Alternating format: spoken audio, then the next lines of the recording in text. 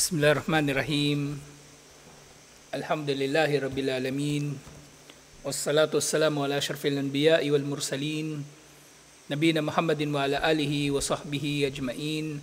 Assalamualaikum warahmatullahi wabarakatuh.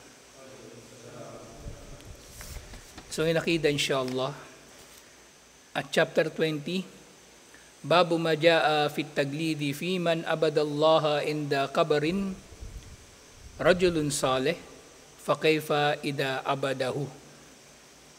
Ang kabanata tungkol sa kung ano ang nababanggit tungkol sa paghihigpit na sasambahin ninuman si Allah sa libingan ng sinumang mabuting tao. Fiman abadallaha inda kabri rajulin saleh fakayfa ida abada. So kung ipinagbabawal na sasambahin mo si Allah, na ikaw ay malapit sa libingan, ninuman, lalong-lalo na mabuting tao, mas pinagbabawal na sasambahin mo yung mabuting tao na yun. Naintindihan nyo? Kung yun nga lang didikit ka dun sa libingan, bawal na para lang sambahin si Allah. Paano pa kaya kung yung mismong sinasamba mo na yung nasa libingan? At ang pagbabawal nga dito sa paggawa ng anumang gawaing pagsamba, malapit sa libingan ninuman, libingan man yan ng mahal mo sa buhay o libingan ng mabuting tao na hindi mo kilala o sino pa mang tao, kahit libingan ni Propeta Muhammad SAW o libingan ng mga sahaba, yun ay pinagbabawal. Yun ay pinagbabawal dahil ito ay pinto ng shirk. At ang marami nga sa mga mga ligaw na sekta, ang bawat isa sa kanila actually ay nagmamalabis sa isa sa mga sahaba o isa sa mga kinikilala nilang matutuwid na mga tao. Halimbawa niyan, yung mga Shia, nagmamalabis kay Ali. Yung Ash'ariyah, nagmamalabis kay Abul Hasan al-Ash'ari. At yung iba pang mga sekta ng mga Sufi ay nagmamalabis kina Muhammad Ilyas at iba't iba pang mga kinikilala nilang santo. Kina Abdul Qadir Jailani at iba't iba pang mga tao na katulad ng mga ito. So totoo nga na ang ugat ng shirk ay ang pagmamalabis ng mga tao sa mga mabubuting tao na nakalipas. Mabubuting tao na nakalipas. Pero syempre, yung mga tao na yun na sinamba ng iba, wala silang pananagutan dito. Bawa si Ali, hindi siya pananagutin ni Allah sa kung anong ginagawa ng mga Shia. Ganun din siyempre si Isa alayhissalam. Itatanggi ni Isa alayhissalam na inutusan niya ang mga tao na sambahin siya. At ganun din si Mama Mary tatanggi. Okay? Pero yung mga mananagot dito ay yung mga nagpahintulot o kay nag-udyok pa sa mga tao na gawin silang mga Diyos na katambal ni Allah. Yun na yung kabilang dito yung ilan sa mga kinikilalang sheikh ng mga Sufi. Nabuhay pa sila pero halos kung makikita ninyo doon sa mga video nila, sinasamba na talaga sila ng mga tao. Sila na yung mga kapag kinakamayan ng membro nila o kampon niya, nanginginig yung kampon niya na parang nakuryente. Yun yung mga tao na nalulugod na sila ay pinagmamalabisan. Kaya nagmamalabis yung kanilang mga tagasunod, mga kampon sa kanila. Kaya nga yung kasikatan muli, yung kasikatan, mapanganib yan. Kasi maaaring yung taong sikat, nalulugod siya sa kanyang kasikatan at nalulugod siya na yung kanyang mga kampon ay nagmamalabis na sa kanya. Ginawa na siyang bayani o ginawa na siyang perpekto, pinuri na siyang labis-labis, pananagutan niya rin yun. Pananagutan niya lahat ng yun. Kasi hindi naman magkakaganon yung mga kampon niya kung hindi niya tinolerate, kung hindi niya hinayaan. Pero ang iba talaga, yung mga marami talaga sa mga sikat, may kita mo, ginagatungan nila Gumagawa pa sila ng mga bagay-bagay para lalo silang kalulugdan ng mga tao, lalo silang sisikat. Kaya may pananagutan din sila dito. Pero yung sumikat na wala namang ginawang pagpapasikat, basta minahal lang siya ng mga tao, wala siyang pananagutan. Pero yung tao na nagpasikat, siya may pananagutan, at yung tao na inudyok niya yung mga tao na magmalabis sa kanya, Yun ang may pananagutan. Pero yung katulad nga ni na Ali, katulad ni na Abu Musa al-Ash'ari, o kahit sina Isa alayhi salam, si Mama Mary, wala silang pananagutan sa mga ito dahil wala silang kinalaman doon sa ginawa ng mga tao paglisan nila.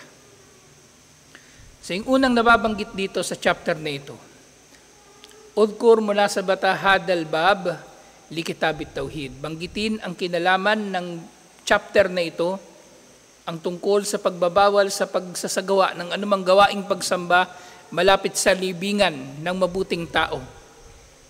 Anong kinalaman nito? Sinasabi, munasabatuhu li kitabit tauhid. Ang kinalaman ng chapter na ito sa kitabut tauhid, sa aklat ng tauhid, anna ibadat al-awliya o salihin syirkun akbar yunafi at tauhid. Ang kinalaman nito, ang pagsamba sa mga awliya o mga santo, mga banal na tao, at mga salihin, mga mabubuting tao, ay syirkun akbar, malaking syirk. Ibig sabihin, kasama na itong kufur, kawalang pananampalataya. Okay, di ba may dalawang syirk, syirkun akbar at syirkun asgar. Ang pinagkaiba nila, ang syirkun akbar may kasamang kufur o kawalang pananampalataya. Pero ang syirkun asgar, paniniwala sa mga pamahiin, yung panunumpa sa ngalan ng iba paliban kay Allah, pagpapakitang tao, walang kufur yun, shirk lang. Pero may parusa pa rin kung hindi magtatauba ang tao sa shirk na yun dahil lahat ng shirk ay merong kaparusahan. At syempre kung yung shirk niya na yun na maliit ay pinabayaan niya at umabot pa sa hantungan o sa sukdulan ng nagiging syirkun akbar ito, ay di nagiging kafir din siya. Katulad ng riya o ng pagpapakitang tao, ito ay pinto ng nifaq. Ito ay pinto ng pagkamunafik, pagiging munafik. At syempre paniniwala sa mga pamahiin, syirkun asgar, pero kung umabot ka na sa punto na sinasamba mo na yung, o kumbaga nag-uugnay ka na ng pagsamba sa mga dati ay pamahiin lang, so yun ay nagiging syirkun akbar na rin. Nagiging syirkun akbar na rin. Ba, masyado kang natatakot sa maligno, masyado kang natatakot. Kumbaga, syirkul khawf, yung pagtatambal mo, tinatambalan mo si Allah sa takot mo sa Kanya. Sa halip kay Allah ka pinaka natatakot, mas natatakot ka sa iba pa, liban kay Allah. Yun ay shirk din. Siyempre, maaring merong syirkun mahabba, yung shirk sa pagmamahal. Halimbawa, merong tao, mahal na mahal niya yung asawa niya, mas minamahal pa niya kaysa kay Allah. Eh di shirk din yun. Yun ay pagtatambal din kay Allah. At ito nga ay yunafit tauhid. Ito ay tumataliwas sa tauhid. Wa ibadatullahi inda kuburihim wasilatun ila syirk. At ito na nga. Ang pagsasagawa ng anumang gawaing pagsamba, kahit ito ay para pa kay Allah, kahit ito ay dalisay para kay Allah. Halimbawa, nandun ka sa libingan, nagbabasa ka lang ng Quran. Ang pagbabasa mo ng Quran ay para kay Allah subhanahu wa ta'ala, may ikhlas. At ang pagbabasa mo ng Quran, tinutupad mo ayon sa tamang pamamaraan nito, ayon sa sunnah. Nakaharap ka sa kibla, natatakpan ng iyong aura, meron kang wudu, ikaw ay nasa tahara. Tinupad mo lahat. Pero nandun ka sa libingan, so yun ay taliwas pa rin sa tauhid. Dahil ito ay wasila, kaparaanan o daan patungo sa syirk o pagtatambal kay Allah subhanahu wa ta'ala. So merong hadith, iniwalat ni Imam al-Bukhari at Imam Muslim mula kay Aisha radhiyallahu anha, anna Salama dakarat li Rasulillahi sallallahu alaihi wasallam kanisatan ra'atha bi ardil Habasha wa ma fiha min as-suwar. So binanggit daw ni Salama kay Propeta Muhammad sallallahu alaihi wasallam ang isang simbahan na nakita niya doon sa Habasha. So doon sa Ethiopia, yung unang hijra, buhay pa rito si Abu Salama, yung asawa ni Salama. Kabilang sila doon sa mga naunang naghijra patungong Habasha. Si Abu Salama, namatay siya doon sa Uhud. At nung namatay si Abu Salama, siyempre pagkatapos ng iddah, napangasawa naman ni Propeta Muhammad sallallahu alaihi wasallam si Ummu Salama. So nakwento ni Ummu Salama nung nandun sila sa Habasha, sa Ethiopia, yung tungkol sa isang simbahan na meron ditong mga rebulto. So ibig sabihin, panahon pa lang ni Propeta Muhammad sallallahu alaihi wasallam, ang mga simbahan ay meron ng mga rebulto. Meron ng Trinity. Meron ng pagtatambal kay Allah. Kaya ang Ahlul Kitab ngayon at ang Ahlul Kitab noon, panahon ni Propeta Muhammad sallallahu alaihi wasallam, pareho lang. Kaya yung kinatay ng Hudyo ngayon o kinatay ng Kristiyano ngayon, pareho lang. Pwede nating kainin katulad ng kung paanong kumain si Propeta Muhammad sallallahu alaihi wasallam ng kinatay ng babaeng Hudyo, yung may lason. At maaaring sa iba pang pagkakataon, kumain pa siya ng iba pang pagkain na kinatay ng Ahlul Kitab. Kasi may mga nagsasabi nga, di ba?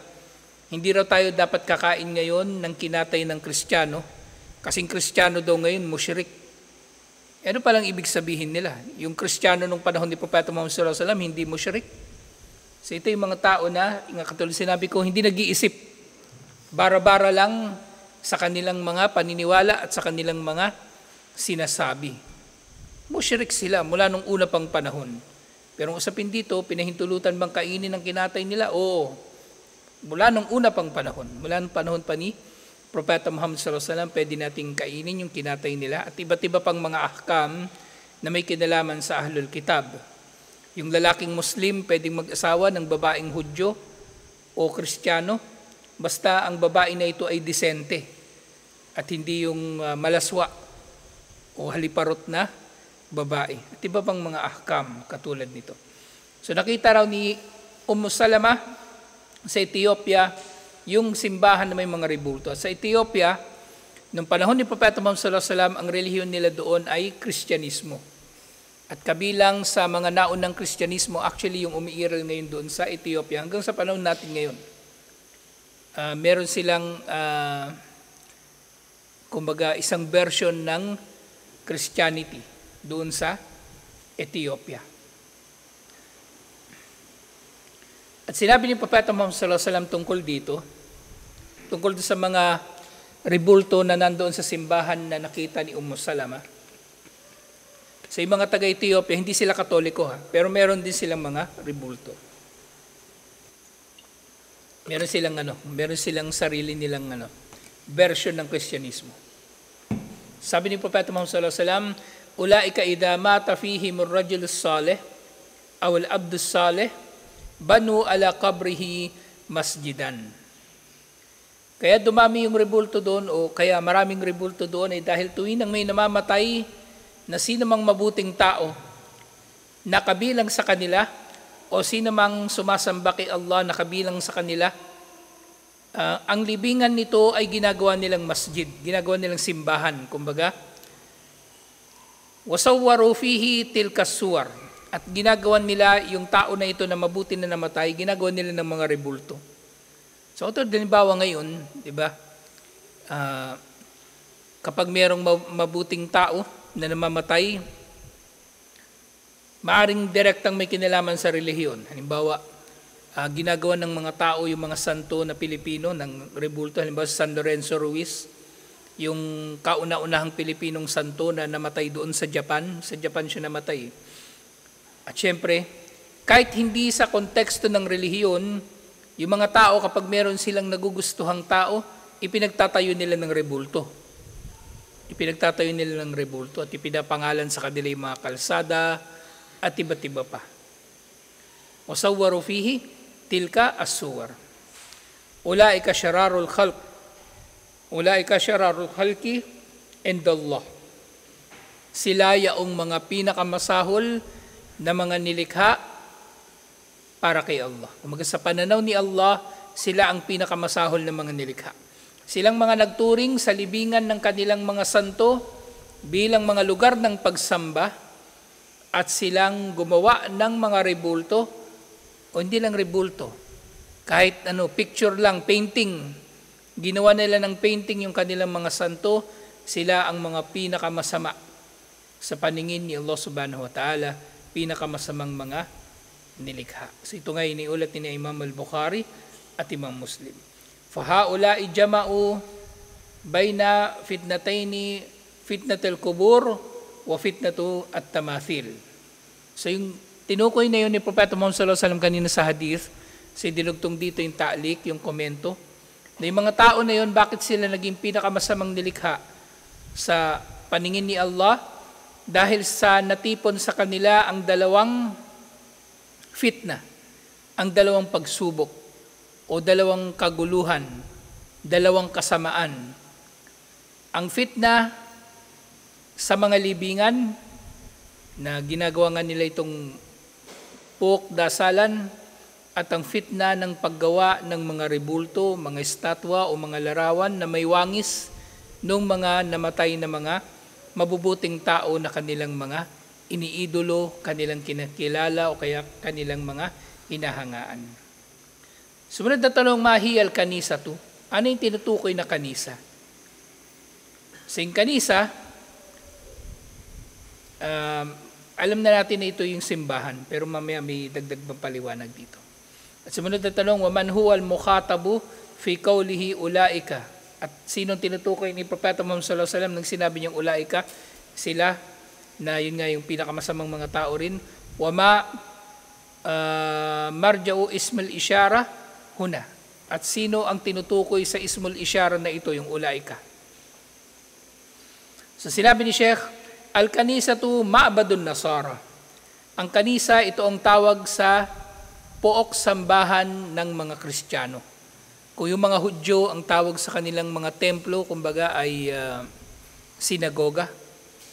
At syempre sa iba pang mga panahon, katulad na banggit ko, nung panahon ni Musa alayhis salam, yung hindi pa sila nakakapasok ng Palestine, yung ginagawa nilang templo, tent. Kasi nga 40 taon silang pagala-gala doon sa Sinai Peninsula. At yung tent na yun, tinatawag nila na tabernakulo, tabernacle. So iba't iba yung naging tawag sa iba't ibang mga uri ng simbahan. Pero syempre sa iba pang wika, halimbawa sa atin, di ba? Merong tinatawag na simbahan, tapos meron pang tinatawag na malit na simbahan, yung kapilya, yung malit na simbahan, so iba pang tawag doon. Tapos may tinatawag pa na may iba't iba pang terminolohiya para sa iba't ibang paggagamitan. Halimbawa yung parokya, ibig sabihin yung isang simbahan na mayroong jurisdiction sa isang lugar. Isang simbahan na may jurisdiction sa isang lugar. At dito nakadestino yung isang pari na kumbaga siya yung ang tawag sa Kastila, cura paroko. Yung parish priest sa English, parish priest. Kumbaga sila yung nakadestino doon sa simbahan na yun. At iba pa sila, yung mga cura paroko o parish priest doon sa mga missionary.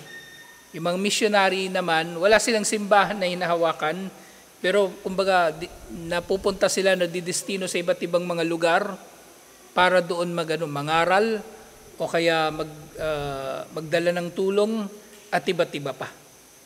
So meron pang iba't ibang tawag sa iba't ibang mga simbahan.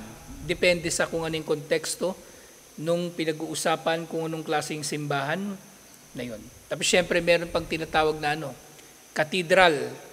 Yung katedral, yun na yung pangunahing na simbahan sa isang bansa. Nandun yung cardinal. Yung katedral. So sa Maynila, nandun yung Manila Cathedral at nag-iisa siya sa buong Pilipinas. Yung Basilica, actually nag-iisa lang talaga yung Basilica sa buong mundo. Yung St. Peter sa Roma, sa Vatican. Pero yung iba pang mga malalaking mga simbahan sa buong mundo, tinatawag din Basilica. Pero minor basilica yung tawag doon. At merong obispo doon, merong bishop. At yung simbahan ng Quiapo, tinutukoy siya bilang basilica. At iba't iba pang mga tawag doon sa kanilang mga simbahan. So yung kanisa, ito yung Ma'badun Nasara. Ito yung pook sambahan ng mga Kristiyano. Pero syempre yung mga Kristiyano, bukod sa simbahan, di ba sa kada bahay, meron pang tinatawag na altar. So nandun yung mga santo, nandun yung mga picture ng mga santo, nandun yung doon humaharap yung pamilya kapag magro-rosaryo. So meron pang tinatawag na ganon. Wal mukhatabu Salama zawjan Nabi sallallahu alaihi wasallam. So yung kausap ni Propeta Muhammad sallallahu alaihi wasallam doon sa hadith nga si Salama, wal isyaratu ila alladhina yabnuna al masajid ala al kuburi wa yusawwiruna fiha as-suwar. At tinutukoy niya doon sa mga alladina o ulaika, doon sa ulaika, yun ng mga ginawa nilang simbahan, yung mga libingan, at sila ay gumawa ng mga larawan o ng mga estatwa o ng mga rebulto. Sumunod na nabanggit, man hum syararul khalqi indallahi wa limada saru syararul khalq. Sino yung pinakamasamang nilikha sa paningin ni Allah at bakit sila naging pinakamasama? Sa sinabi, humul ladina yabnuna al-masajida alal kuburi wa yusawwiruna fiha as-suwar. Sila yung mga ginawa nilang pook-dasalan yung mga libingan at sila ay gumagawa rin ng mga estatwa at mga rebulto doon sa mga libingan na yun. Estatwa at mga rebulto na wangis ng mga minamahal nila o hinahangaan nila ng mga nakalibing. Pero kalaunan nga itong ganitong tradisyon, so bukod doon sa wangis nung nakalibing, meron ng iba pang mga rebulto na inilalagay sa mga libingan. Di ba? Madalas rebulto ng anghel daw na nagbabantay doon sa nakalibing. O kaya rebulto syempre ni Mama Mary nilalagay doon, o krus at iba-iba pa. So naging kumbaga lumawak at lumawak pa yung kanilang tinatawag na taswir o paggawa ng mga rebulto at tamthil, paggawa ng mga estatwa doon. O kaya kahit mga picture lang na dinodrawing o pinipainting. Wa innama kanu syararul khalqi li'annahum dallu fi anfusihim wa adallu gayrahum. Sila ang tinuring na pinakamasamang mga nilikha dahil sila mismo ay naligaw at sa kanilang pagkaligaw ay inililigaw din nila ang iba. So napahamak na sila, nandamay pa. Napahamak na sila pero nandamay pa sila ng iba. Wasanno liman ba'dahum al-gulu fi kuburi salihina hatta afda ila ibadatiha.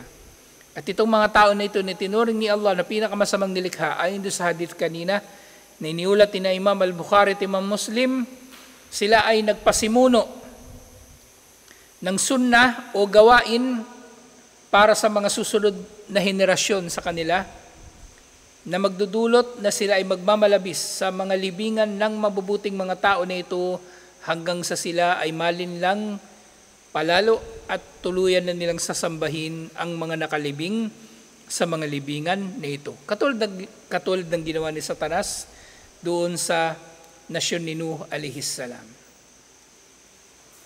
Sumunod, ma hukmu bina'ul masajid alal kuburi ma'a dikred dalil. Ano ang hatol sa pagtatayo ng masjid sa ibabaw ng mga libingan? At ano ang batayan dito? So ang sagot, muharramun. Ito ay pinagbabawal. So bawal na ang mga Muslim ay magtatayo ng masjid sa ibabaw ng libingan. Ngayon kung halimbawa yung lupa talaga na yun ay napili nila na pagtayuan ng masjid, pwedeng tanggalin yung nakalibing doon. Pwedeng tanggalin yung nakalibing doon at ilipat sa ibang lugar. Pwede naman yun. Hindi yun paglapastangan sa patay. Yung ililipat yung nakalibing, walang problema. Ililipat yung nakalibing. Kung halimbawa, kailangan talaga yung lugar nila na yun kasi yun yung lugar na malawak at lugar na madaling maitatayo yung gusali ng masjid. Kung merong nakalibing doon, pwede nilang ilipat sa ibang lugar, inshallah. Pero hindi maaring mangyari na papasok sa loob ng bakuran ng masjid ang libingan. Okay? Dapat nasa labas ito ng masjid hanggat maaari nga hindi tanaw sa masjid hanggat maaari para hindi na mahahalo-halo pa yung mga paniniwala ng mga tao at syempre sa pamagitan yun ay na isasara ang pinto ng shirk at anumang pagmamalabis sa mga namatay na. Kasi nga, ang dalil sa pagbabawal na gagawing masjid ang mga libingan ay yung mismong hadith kanina, ulaika syararul khalqi indallah. Sila ang pinakamasamang mga nilalang sa paningin ni Allah. Waqad naha anhu Rasulullah sallallahu alaihi wasallam wala ana fa'ilahu kama sayati.